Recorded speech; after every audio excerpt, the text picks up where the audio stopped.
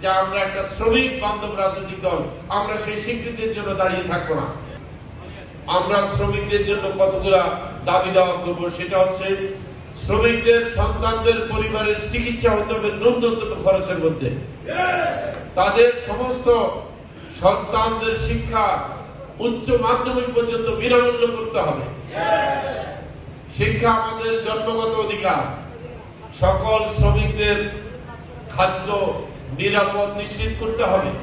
বহু শ্রমিক দেখা গেছে কল কারখানায় পর্যাপ্ত পরিমাণ নিরাপত্তা ব্যবস্থা না থাকার কারণে অবহেলার জন্য তারা তাদের জীবন হারায়, হাত পা অঙ্গহানি হয়।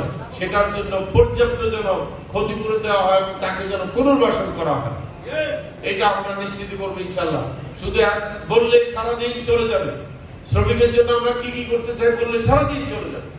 শুধু মনে রাখেন, উদ্দেশ্য যদি সৎ থাকে আমরা সফল হবই। আমরা আপনাদের পাশে আছি। আপনারা আমাদেরকে সহযোগিতার জন্য হাত বাড়িয়ে দেন বা না দেন, সন্দেহ করেন বা না করেন, বিশ্বাস করেন বা না করেন, আমরা আপনাদের সাথে আছি। আমরা আপনাদের থেকে স্বীকৃতি পাওয়ার জন্য দাঁড়িয়ে থাকবো না যে আপনারা আমাদেরকে স্বীকৃতি দিলেন কিনা যে আমরা একটা শ্রমিক বান্ধব রাজনৈতিক দল, আমরা সেই স্বীকৃতির জন্য দাঁড়িয়ে থাকবো না। আমরা আমাদের কাজ করে যাব।